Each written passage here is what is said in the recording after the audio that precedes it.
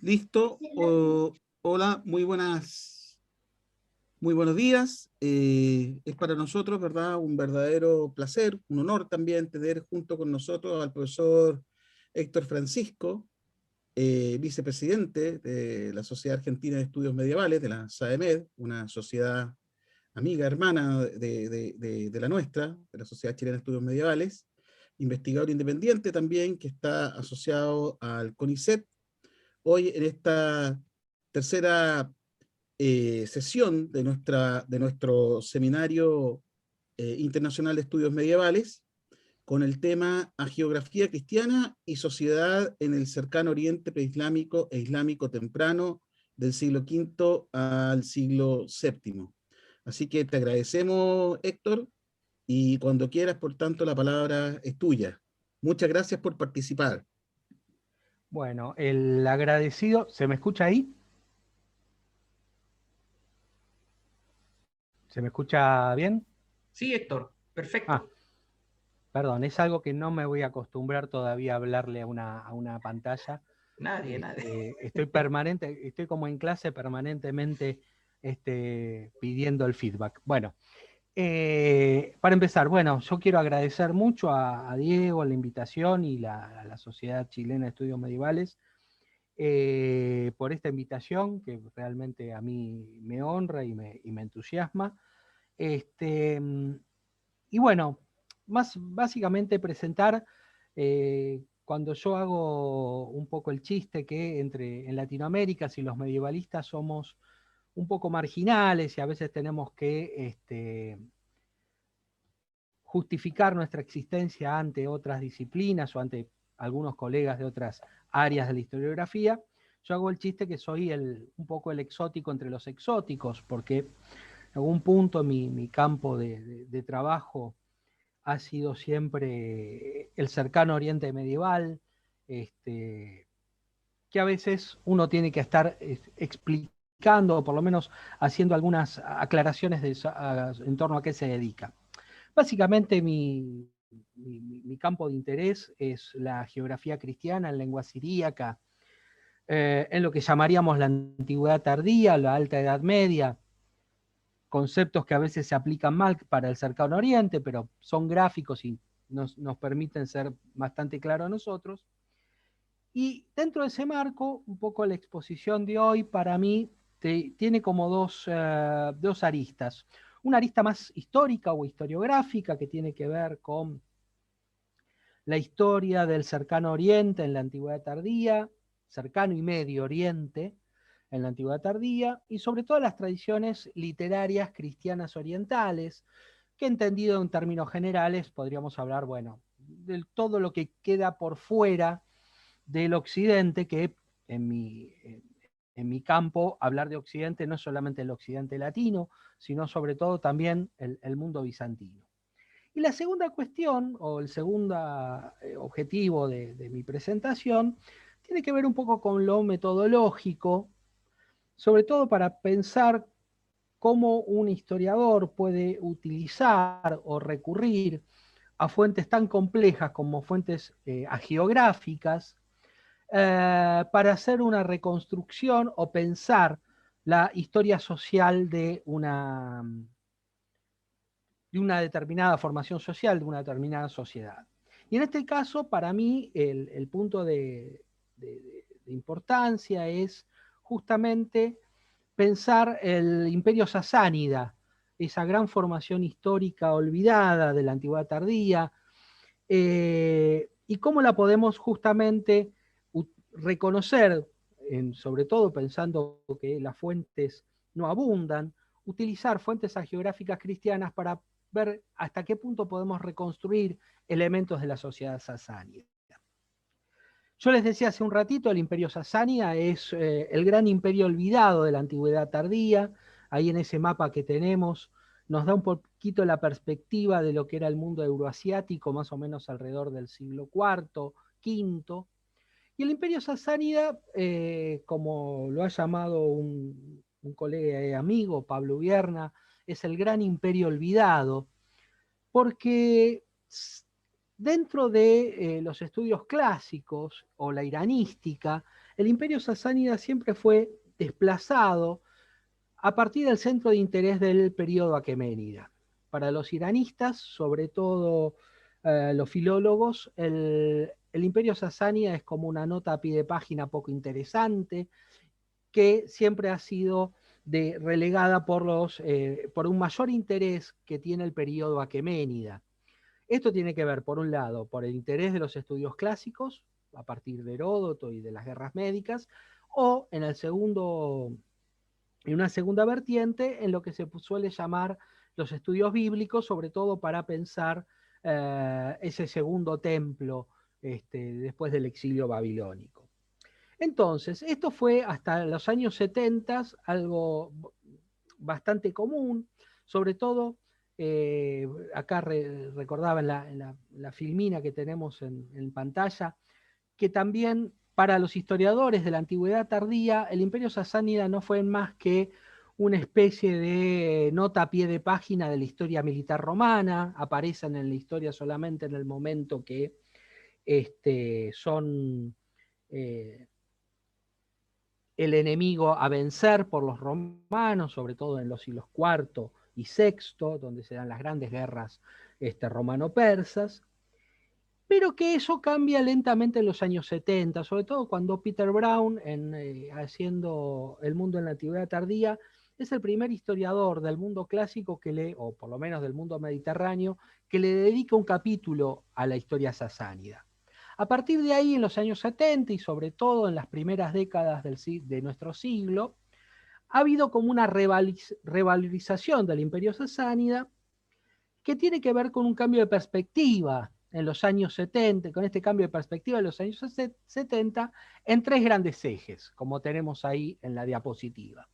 Por un lado, ya les dije, la historia global militar, el mundo geopolítico romano-persa, muy interesante, a partir de trabajos como el de Matthew Canepa sobre las relaciones diplomáticas romano-persas, muy interesante. Por otro lado, la historia del cristianismo, las tradiciones cristianas orientales, no grecolatinas, con sus particularidades que amplían un poco la perspectiva de la historia de la Iglesia.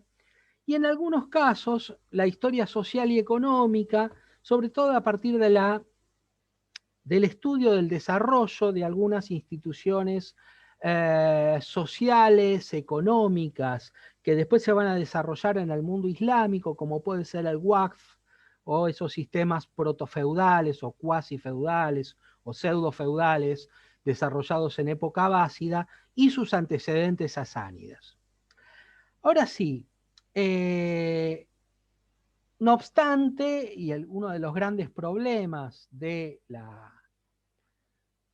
historia, no, vamos a dejar todavía ese, uno de los grandes problemas de la historia sasánida es que carecemos básicamente de fuentes. Toda la literatura zoroastriana o relacionada con los zoroastrianos, o lo que podríamos decir la monarquía sasánida, es muy tardía, viene de los siglos 8 y 9 de nuestra era, digamos, bien entrada la época islámica. Y por otro lado, tenemos otras fuentes literarias que tienen que ver con la literatura de comunidades religiosas marginales dentro del imperio sasánida, como pueden ser, no sé, la literatura cristiana, la literatura maniquea, la literatura judía, incluso algunos textos hindúes y budistas también nos permiten tener una ventana a ese mundo sasánida que, por lo general, todas estas literaturas, al considerárselas como marginales, son bastante poco exploradas para trabajar el imperio sasánida. Más se ha explorado, pero con bastantes limitaciones, el problema de los textos, o por lo menos las fuentes, no textos, las fuentes numismáticas y gilográficas, o incluso epigráficas de época sasánida, que son a veces los pocos testimonios casi de primera mano que tenemos.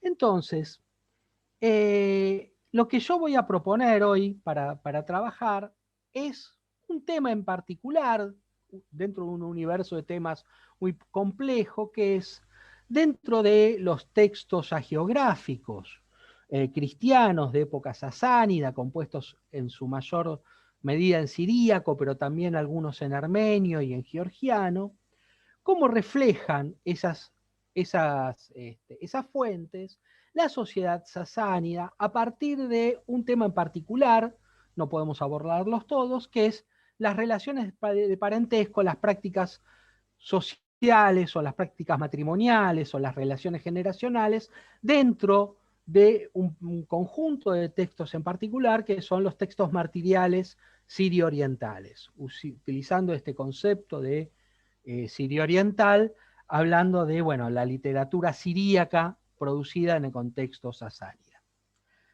A partir de estos textos, lo que yo voy a proponer como hipótesis es que estas narrativas hagiográficas, si bien por un lado reflejan condiciones específicas de la sociedad sasánida y que pueden ser muy útiles para comprender cómo funcionaba la sociedad sasánida, las tenemos que tomar con cierta cautela porque son textos prescriptivos, no descriptivos, y en los que lo que está en primer plano es básicamente el objetivo pedagógico o pastoral.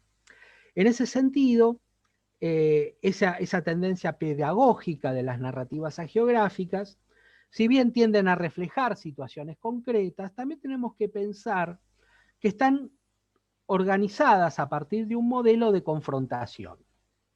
En ese sentido aparece algo que a mí me interesa mucho trabajar, que es algo que, a ver, a falta de una mejor definición, vamos a llamar el zoroastrismo. ¿Qué es el zoroastrismo? Bueno, nosotros de los manuales de historia religiosa o de historia de las religiones, reconocemos un zoroastrismo que en realidad es una religión originada en la Edad Media, a pesar de que hay toda una tradición anterior que se remonta a tiempos preclásicos, pero que en realidad ese zoroastrismo medieval poco tiene que ver con el zoroastrismo sasánida, que estaba organizado en, digamos, mucho menos organizado de lo que generalmente creemos. Sin embargo, si bien el panorama religioso sasánida no es del todo claro, las fuentes cristianas lo que hacen es presentar a ese zoroastrismo y aclarando que en siríaco no se habla de un zoroastrismo, no, sino que se habla en siríaco es meguyuza, algo así como el magianismo, es una suerte de neologismo para nosotros, pero podríamos traducirlo como la religión de los magos, que en realidad no es una realidad efectiva, sino más bien una visión en espejo del cristianismo, en donde las prácticas que los autores de los textos hagiográficos se plantean como una manera de condenar ciertas prácticas dentro de la comunidad cristiana, las están proyectando directamente a la religión de los magos, justamente para condenar esas prácticas, sin que necesariamente sean prácticas efectivas de los magos. Entonces, bien, un poco, esta es la hipótesis que va a guiar mi exposición, pero antes de ir un poquito al tema concreto, me gustaría hacer un par de aclaraciones que tienen que ver con qué tipo de sociedad y qué tipo es el Estado sasánida. Durante los últimos años, la bibliografía, yo creo que en los últimos 20, 25 años sobre el Imperio Sasánida se ha multiplicado, prácticamente hasta el año 2000, 2010. El único manual de historia sasánida era el de Christensen, hasta que publicado en 1939, y prácticamente no había habido más libros generales sobre historia sasánida, pero que se ha multiplicado en los últimos 20 años, más o menos, desde el año 2000, Y lo que podemos encontrar es dos grandes visiones del Estado sasánida. Por un lado, pensar que el Imperio sasánida es una gran forma de Estado tributario centralizado, básicamente lo que sería un paralelo al Imperio Romano Oriental, su contemporáneo. Pero por otro lado, hay toda una corriente historiográfica que ha pensado al Estado sasánida no como un gran Estado centralizado, tributario al estilo romano, sino más bien una versión medio descomunal de lo que Chris Wickham ha llamado las formas de estados débiles, ¿no? Es decir, no un Estado organizado sobre un sistema burocrático, militar, tributario fuerte, sino en donde un Estado en donde la monarquía no sería más que una especie de primero entre los iguales, en donde las grandes casas aristocráticas, sobre todo las grandes familias de la planicie irania, lo que en las fuentes persas se los llama los usurgan, los grandes, eh, mantienen un altísimo grado de autonomía con respecto al rey de reyes, que no es más que una figura protocolar. No me interesa meterme en este debate, bueno, es muy interesante porque el debate no solamente es historiográfico, sino a partir de qué fuente se utiliza para caracterizar al Estado sasánida. Lo que sí es interesante es que ambas posiciones ponen en primer plano los factores ideológicos en el mantenimiento de la cohesión del imperio. En ese sentido, es para muchos, para las dos corrientes, importante la capacidad de generar vías culturales de comunicación entre el centro, es decir, sobre la corte imperial y las aristocracias locales, a partir de lo que Peter Brown ha llamado y que muchos retoman para el Estado sasánida, una paideia compartida, es decir, una cultura común que funciona como elemento de cohesión entre las aristocracias locales y el emperador. ¿Cómo se caracteriza esta paideia? A través de una serie de valores aristocráticos, ahí lo vemos en la pantalla, la destreza guerrera, el manejo del protocolo cortesano y algún tipo de prácticas asociadas a la aristocracia, como la cacería, el juego del ajedrez, el backgammon, que son típicos juegos aristocráticos, y sobre todo un sistema filosófico ritual que, de nuevo, a falta de una mejor definición, nosotros llamamos el zoroastrismo, pero que no lo tenemos que pensar como una religión consolidada, sino como una suerte de sistema filosófico ritual con muchísimas variantes, sin una ortodoxia específica, asociado a una teología dualista de la creación, y que durante mucho tiempo se la pensó como si fuera una suerte de paralelo del cristianismo en el Imperio Romano Oriental. ¿Mm?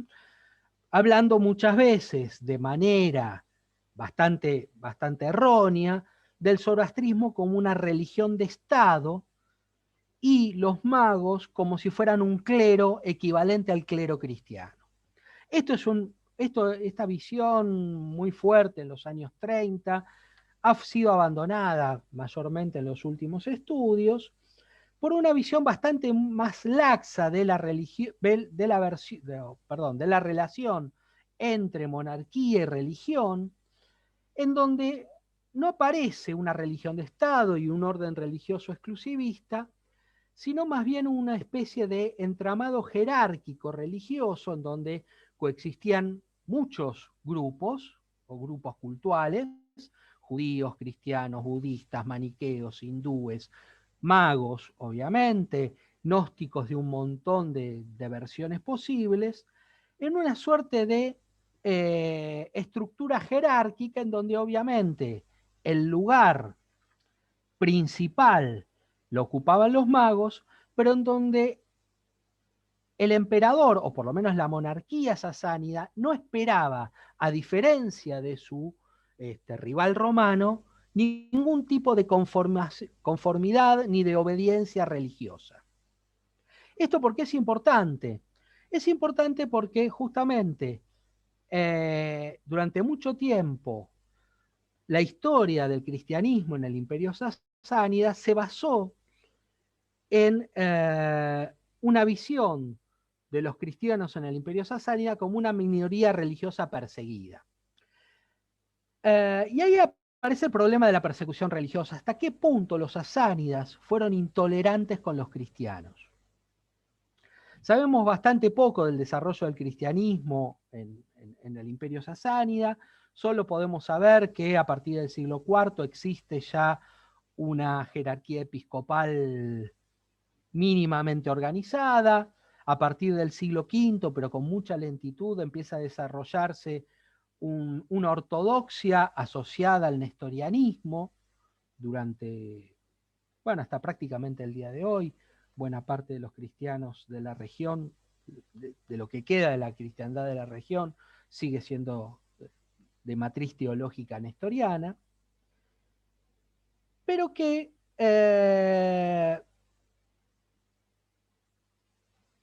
su convivencia con la monarquía pagana, durante mucho tiempo se la pensó como un equivalente a lo que podríamos llamar la iglesia preconstantiniana en el Imperio Romano. Es decir, una situación de cuasi clandestinidad, perseguida, etcétera, etcétera. ¿Y esto por qué era así? Porque justamente la retórica de los textos hagiográficos cristianos del Imperio Sasánida enfatizan justamente esa cosa, de una comunidad viviendo en la clandestinidad, de una comunidad sometida a una permanente persecución, pero que sin embargo, ¿sí?, esa relación de hostilidad y de marginalidad muchas veces parece encubrir un altísimo grado de integración de las élites cristianas dentro de la estructura de poder imperial. Esto es bastante interesante porque las fuentes hagiográficas chocan muy fuerte con otro tipo de fuentes que poseemos. Por ejemplo, las fuentes de los sínodos de la Iglesia Oriental, de las cuales conservamos una colección de cánones de por lo menos 8 o 9 sínodos entre el siglo V y el siglo VII, y en donde no aparece esta idea de permanente persecución, sino todo lo contrario, el de una cooperación constante entre los obispos cristianos y los reyes paganos. De hecho, y esto es tal vez fuentes de primera mano más interesantes, la gran cantidad de sellos que se han sido encontrados de magistrados de época sasánida, muchos de ellos tienen simbología cristiana. Acá tenemos en la pantalla tal vez los dos más interesantes casos, dos magistrados sasánidas, probablemente miembros de las aristocracias locales que funcionaban como gobernadores regionales, en cuyos sellos se desarrolla simbología cristiana. Esto ha permitido, sobre todo en los últimos años, a desarmar esta imagen de comunidad casi en la clandestinidad por una aristocracia cristiana muy integrada al imperio y en la que muchas veces las persecuciones, ¿sí?, no tenían que ver tanto con motivaciones religiosas, sino con problemas o con parte del juego cortesano. En ese sentido, los hechos de violencia contra las comunidades cristianas en el Imperio Sasánida no las podemos llamar de una persecución sistemática, sino más bien esporádica, no sistemática, y esencialmente localizada muchas veces en la corte. Entonces, muchas de estas persecuciones más bien tienen que ver con el juego cortesano y la competencia de diferentes facciones dentro de la corte misma. Y que muchas veces no tienen nada que ver con competencia entre comunidades religiosas, sino muchas veces, como se ve en algunas hagiografías cristianas del periodo, la misma competencia dentro de facciones eclesiásticas compitiendo por el favor imperial. Entonces, la segunda hipótesis de la que parto yo es que esta geografía que pone el acento en el martirio, la persecución, la clandestinidad de la iglesia, lo único que hace es encubrir un problema que es el de la inclusión de los miembros de las élites cristianas al marco imperial. En este sentido, si decía yo al principio, que lo que daba cohesión al imperio era ese elemento cultural, esa paideia compartida, robándole la expresión a Peter Brown, en la que se incluía el zoroastrismo, para muchos miembros de las élites cristianas, el gran problema era justamente cómo integrarse a la élite imperial y mantener al mismo tiempo su identidad cristiana. Y esto fue un problema que las élites clericales del Imperio Sasánida entre el siglo V y el siglo VII resolvió a partir de los textos hagiográficos que van a dar o van a proveer modelos de comportamiento específicos. En este sentido, paso un poco a las fuentes a las que me voy a referir. Es una colección de textos, conocido como los Hechos de los Mártires Persas, son alrededor de unas 70 narrativas que exceden la idea del martirio tal como lo conocemos de los martirios occidentales, más bien son narrativas hagiográficas que por lo general terminan con la ejecución del santo, producidos en contextos cronológicos y geográficos y lingüísticos también, agregaría yo ahí, muy diversos. Algunas incluso parecen haber sido producidas dentro del mismo Imperio Romano de Oriente, pero que tienen un elemento común, que es el de ubicar, escenificar estas narrativas en dos momentos específicos. Lo que se llama la Gran Persecución bajo el emperador Sapor II, en la década del 340, en los primeros años, 339, 341. Y segundo, la segunda gran persecución, en particular bajo Yazdegerd II, en donde de nuevo aparece la persecución como algo más o menos sistemático, aunque probablemente esto más bien sea la aplicación de un modelo, que ahí lo tenemos, no solamente modelos bíblicos, ahí aparece el libro de los Macabeos como gran modelo de donde se toman las narrativas, pero sobre todo de los textos martiriales occidentales, en donde Sapor II es permanentemente caracterizado como un segundo Diocleciano, ¿no? Y en ese sentido es muy evidente en estas narrativas cómo se va tomando modelos de textos occidentales, hasta al punto de muchas veces copiar un vocabulario específico. Y el cuarto elemento y último que me gustaría destacar es que son textos de marcado carácter aristocrático. Prácticamente no aparece nadie por debajo de los sectores sociales no aristocráticos. Es un mundo de obispos, de grandes terratenientes y de miembros del séquito imperial. Son soldados o miembros de la burocracia. Entonces, ¿qué nos dicen estos textos? Primer punto, yo les dije que me voy a centrar en dos elementos específicos, que uno es el de las prácticas matrimoniales dentro de estas hagiografías, y el segundo elemento que vamos a tomar, las relaciones generacionales, ¿sí? Permiso. El primer elemento que me gustaría desarrollar es el del matrimonio endogámico. Una de las prácticas más conocidas del Irán preislámico es la práctica del Juedodaj, o lo que podríamos llamar el matrimonio consanguíneo o matrimonio endogámico. ¿Qué es esto? Tanto en la cultura véstica como en la literatura en persa medio zoroastriana, es la práctica de el matrimonio entre padre e hija, entre hermanos o entre hijo y madre. En menor medida entre tíos y sobrinos, pero es una práctica muy antigua que probablemente venga de tiempos avésticos y que se encuentra atestiguada en casi toda la literatura zoroastriana del periodo, o por lo menos desde época islámica.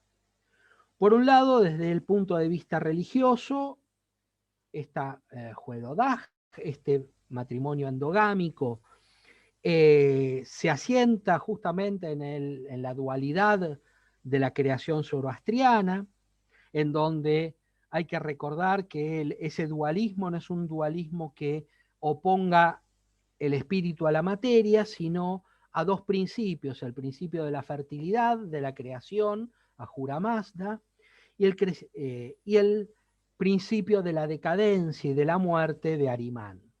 Entonces, no es una lucha que se da entre la materialidad y la espiritualidad, sino que todo lo contrario, es una lucha que se da en el mundo material. En ese lugar, a partir de esa cosmología zoroastriana, aparecen dos consecuencias. La procreación y la fertilidad es un elemento central en el mantenimiento del orden cósmico, y la forma más meritoria de esa fertilidad es la que se da dentro del mismo grupo agnaticio, es decir, dentro de la familia por línea patrilineal. Y la segunda cuestión teológica que aparece ahí es que el ascetismo, es decir, la continencia sexual, es vista como la peor de las amenazas. Y ahí choca con la cultura cristiana. Ahora bien, esto es desde el punto de vista teológico, digamos.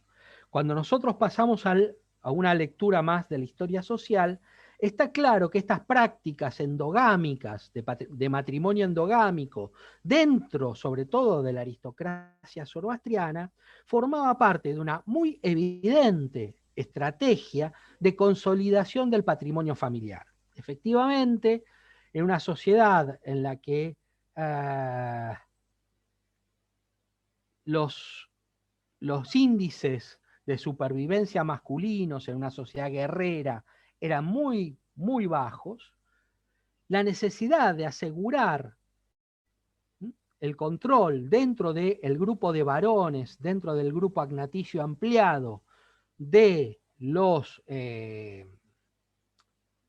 patrimonio del hogar, digamos, de cada grupo, cada familia nuclear, llevaba justamente a la práctica de buscar casamiento de lo más cerca posible. Por lo menos esta es una lectura generalizada que se ha hecho de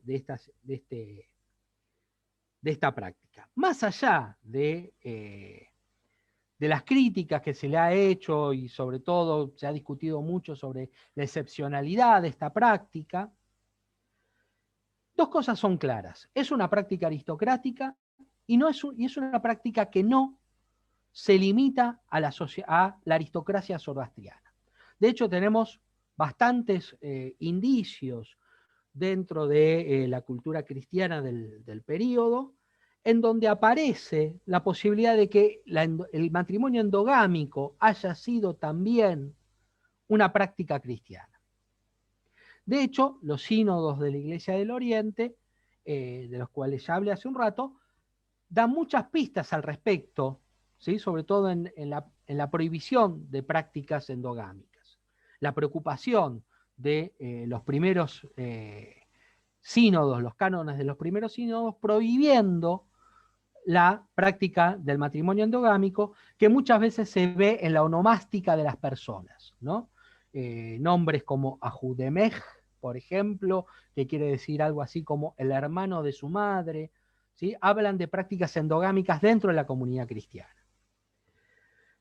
Ahora bien, si nosotros vamos a los testimonios hagiográficos, el matrimonio consanguíneo casi no aparece en las fuentes. ¿Sí? Ahí tenemos una lista de textos, el texto de Elie Bardapet, de la historia armenia, el martirio de Eustaquio, un santo georgiano, la vida de San Jorge, Ahud Hormis y Anahit. Todos estos textos recurren en un segundo plano a condenar el matrimonio consanguíneo junto con otra práctica matrimonial extendida en el Irán sasánida, que es el matrimonio levirato de las prácticas judías. Sin embargo, no prima en los textos hagiográficos esta práctica, sino la oposición entre ascetismo y matrimonio forzado. En particular, es muy fuerte esta oposición en la mayoría de los textos en donde encontramos mártires mujeres. Por ejemplo, el matrimonio, el martirio de Tarbo o el martirio de Santa Marta, textos de los siglos V, VI, producidos más o menos, en donde la oposición no es entre matrimonio consanguíneo o matrimonio, un matrimonio dentro de una parentela más ampliada, sino la idea de la continencia como oposición a al matrimonio forzado. Muchas veces en los martirios cristianos aparece los jueces ofreciendo dos opciones a las santas, a las mártires. Por un lado, la posibilidad de convertirse al zoroastrismo y obviamente sacrificar al sol y a la luna, los dioses zoroastrianos, o casarse, ¿sí? En donde, bueno, por lo general la resistencia de las heroínas termina llevándolas al martirio, etcétera, etcétera. Pero que lo que nos interesa en este caso es que la geografía no refleja la gran importancia que se le da desde la legislación eclesiástica a la prohibición del matrimonio consanguíneo a través de las reglas de la prohibición del incesto. Muy interesante en este sentido son los cánones del católico Maraba. Este es un gran patriarca nestoriano reformador del siglo VI, que hizo una serie de reformas coincidiendo con las reformas políticas que hace Cosroes I dentro de la sociedad sasánida y que probablemente estén en estrecha relación, en donde aparece una serie de prohibiciones al incesto, ampliando, o por lo menos la distancia en grados que podían casarse, y prohibiendo específicamente, ahí se hace mención de la juedodaj, es decir, del matrimonio incestuoso y del levirato judío. Ahora bien, es interesante que las fuentes hagiográficas no hacen casi ningún tipo de mención de esto. Por el contrario, sabemos que desde los cánones eclesiásticos fue un problema recurrente para el clero nestoriano en el Imperio Sasánida, porque justamente las estrategias patrimoniales de la aristocracia cristiana se proyectaban hacia la aristocracia sasánida, la aristocracia zoroastriana, se proyectaba dentro de la aristocracia cristiana. En ese sentido, lo que parece haber hecho Mar Aba a mediados del siglo VI es buscar, por un lado, domesticar a la aristocracia laica, por un lado, reforzando el control clerical sobre el patrimonio eclesiástico. Un gran problema era justamente el avance de las grandes casas aristocráticas cristianas sobre el patrimonio de las iglesias a nivel local, y establecer una clara distinción entre el clero cristiano y los laicos en un momento en donde la formación eclesiástica dentro de la iglesia nestoriana parecía bastante pobre. Ahora, lo interesante del católico Marava es que, o las reformas del católico Marava, es que estos matrimonios ilegales contra los que se opone no parten de la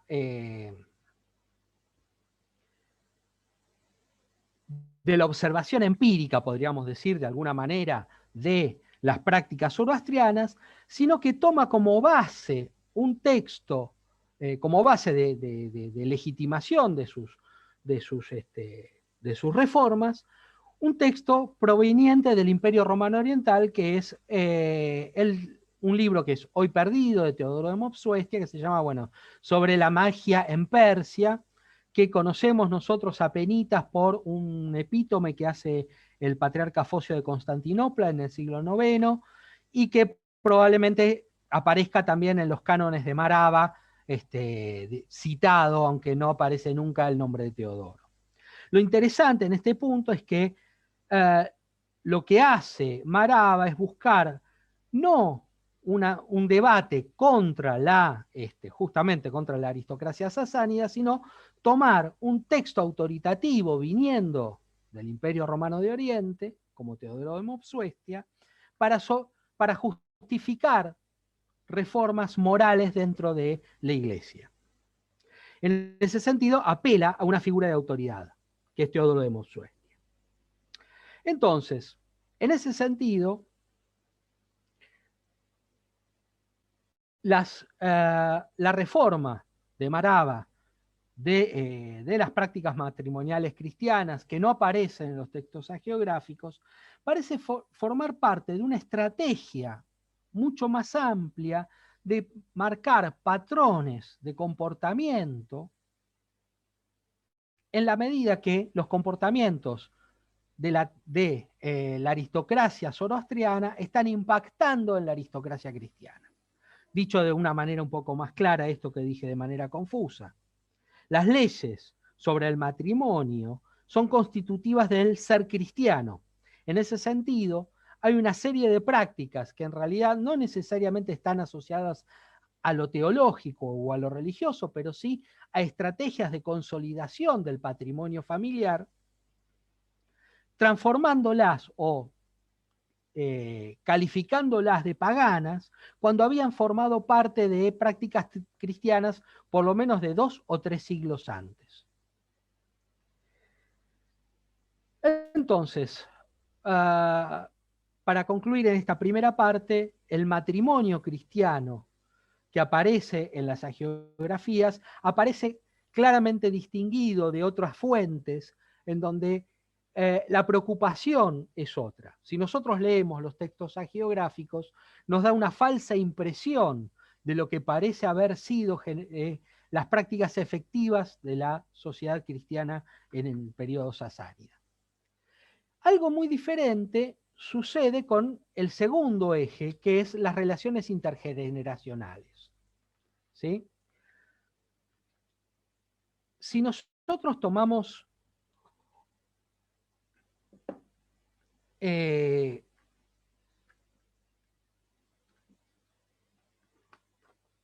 como las fuentes hagiográficas cristianas, sobre todo los martirios, vamos a encontrar por lo menos 2 actitudes aparentemente antagónicas en las fuentes. Por un lado, una serie de fuentes de textos que proponen una visión muy antifamiliar, en donde el santo se opone a su familia en su conversión o en su camino cristiano. Y por otro lado, una serie de textos que proponen una visión que, entre comillas, vamos a llamar profamiliar, en la que justamente la familia es la usina desde donde se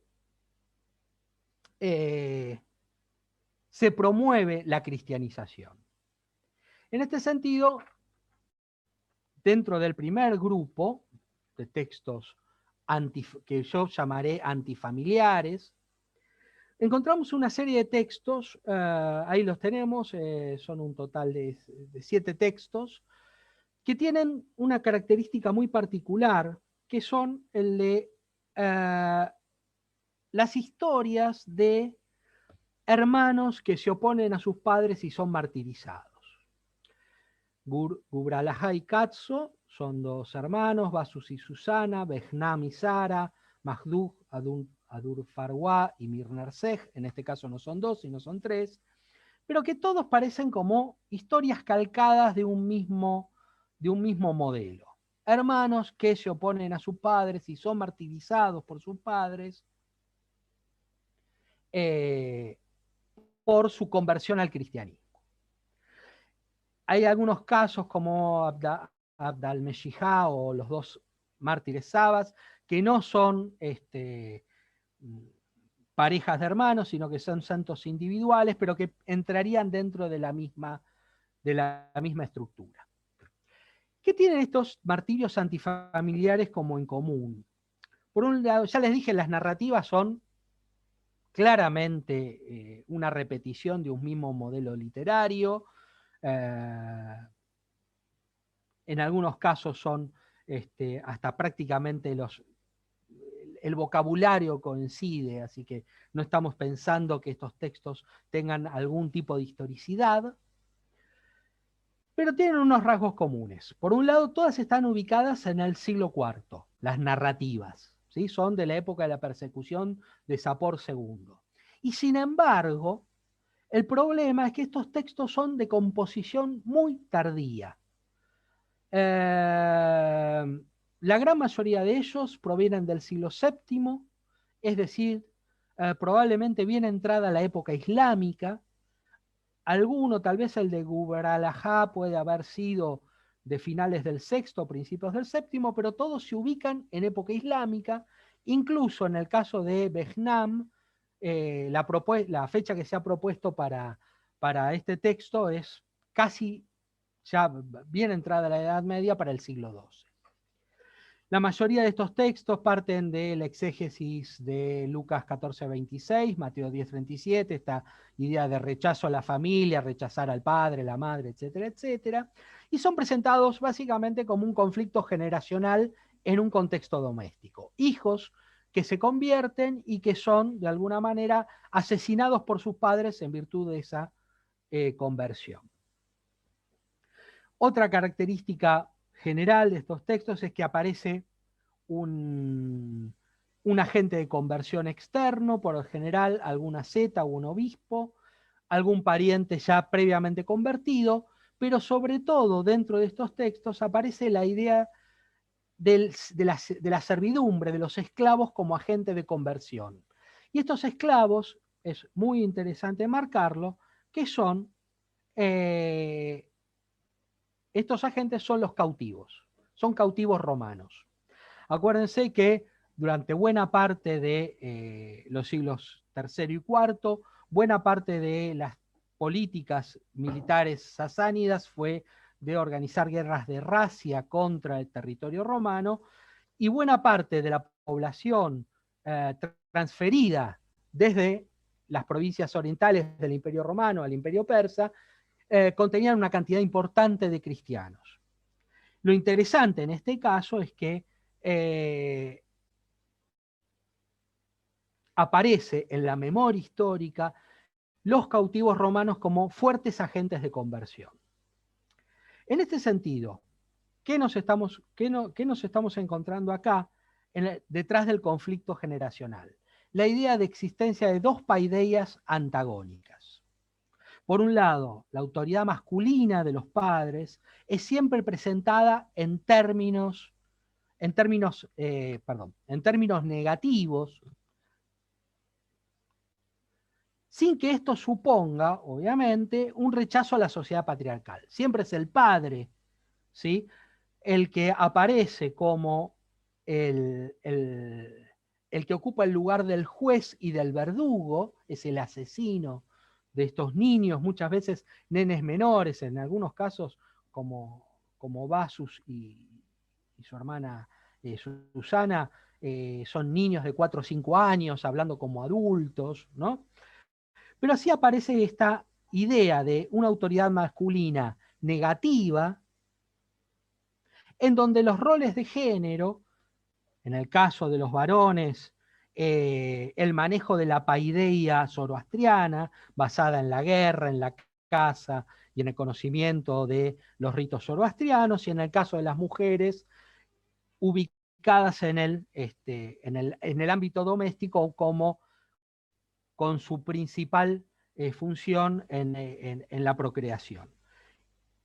Esa paideia pagana de los padres es contrapuesta a la paideia cristiana, que propone como salida última al ascetismo, el ascetismo.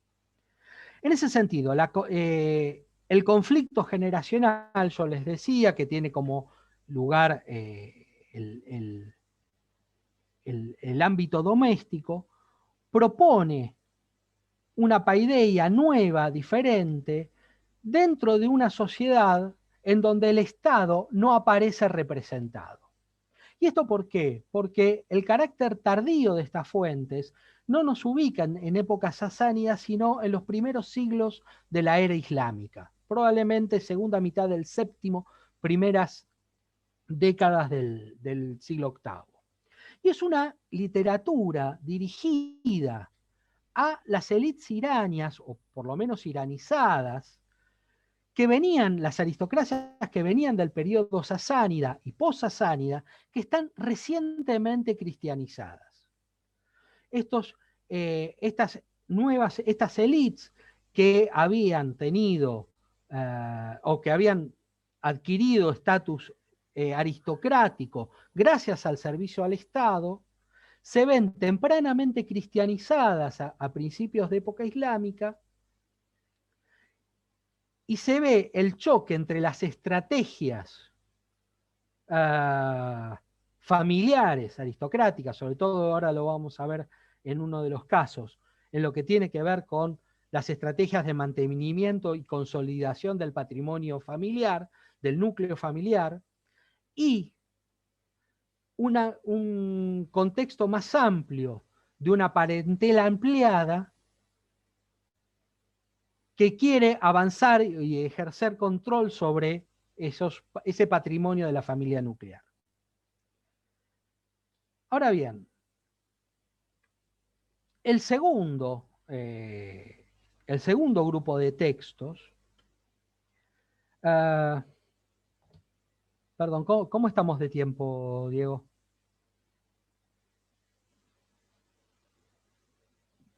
Yo creo que unos 10 minutos. Bien, perfecto. El segundo contexto de los martirios que son profamiliares, acá los tenemos, son 3 textos solamente, es una cantidad menor. La perspectiva no aparece solamente del santo contra su familia, sino del santo apóstata que es devuelto a la fe por su familia.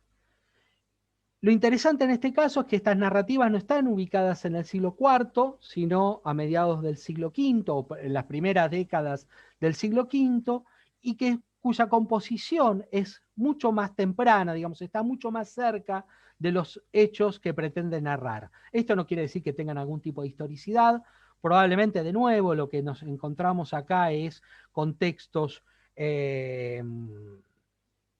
altamente formulares, donde queda muy claro que son reformulaciones de una misma leyenda.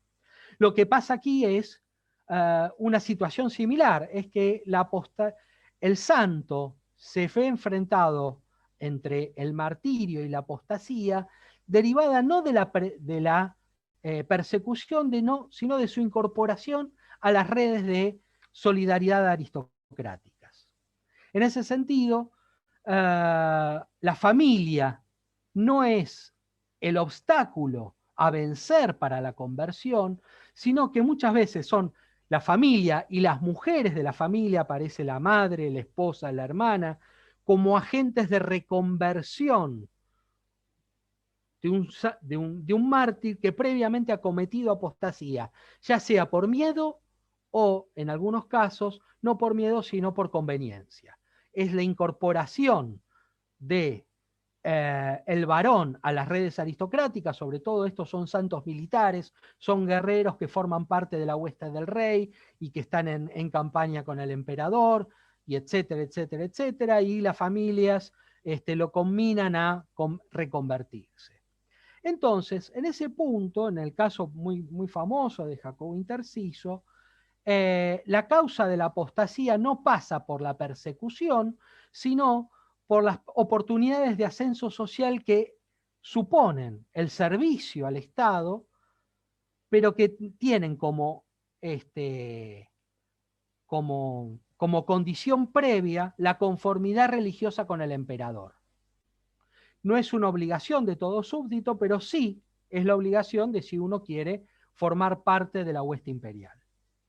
La segunda cuestión importante acá que aparece en estos textos es que la reconversión del santo está muy anclada a la pérdida de los lazos de solidaridad familiar. En ese sentido, muchas veces la amenaza, por ejemplo, la madre y la hermana de Jacobo el Interciso, amenazan al santo con cortar toda relación familiar, pero además prohibirle el acceso al patrimonio familiar. En ese sentido, muchas veces aparece que la reconversión viene a partir no tanto de una conversión religiosa o de una motivación religiosa, sino una motivación de la pérdida del estatus social del santo. Y en ese punto lo que aparece puesto en primer plano es el control del patrimonio familiar y la importancia que juegan, al parecer, las mujeres en la transmisión del patrimonio familiar. Entonces, en esta visión profamiliar, podríamos decir que es más profamiliar que la anterior. No, en realidad lo que estamos viendo en este sentido es una cristianización y una sujeción de los vínculos familiares a la pertenencia eclesiástica. El parentesco, el grupo de parentesco es puesto por debajo de la identidad religiosa, y esto se da en el caso específico de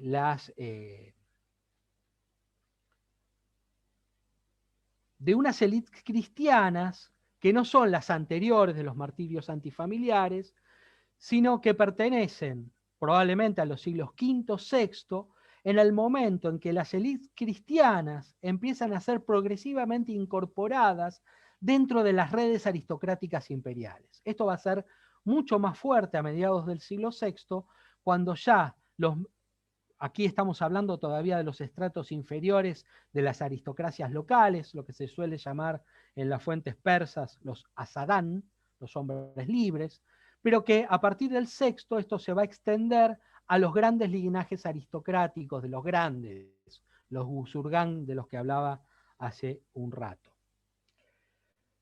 Entonces, para no seguir aburriéndolos más y llegando un poco a las conclusiones, dos cuestiones que yo había planteado al principio. Leemos textos hagiográficos, o por lo menos mi intención es trabajar sobre estos textos hagiográficos, no desde el punto de vista de tanto, o no solo desde la historia cultural, sino también de qué nos dice para la historia social sasánida. Son textos de naturaleza pastoral, performativos, que son útiles como textos o como fuentes si uno los toma con cautela. Por lo general, son textos que plantean, o podemos entrever entre líneas, una serie de conflictos que no tienen que ver tanto con la persecución como una realidad efectiva, sino cómo se están preguntando, por lo menos las élites clericales cristianas del Imperio Sasánida, qué es ser cristiano en el marco de una monarquía pagana. En ese sentido, el conflicto no es la persecución, sino la integración. La pregunta es cómo seguir siendo cristianos y ser miembros de una élite, si el ser miembros de una élite nos exige, o les exige a estos cristianos abandonar su identidad cristiana. En ese sentido, es interesante que estos textos hayan elegido un registro particular, el de los martirios, porque poniéndolo justamente a estos héroes en la más dramática de las situaciones, que es convertirse o morir, es donde se aparece, se fija efectivamente la identidad cristiana. Bien, hasta acá mi exposición. Espero no haber sido demasiado confuso y agradeciéndoles su paciencia.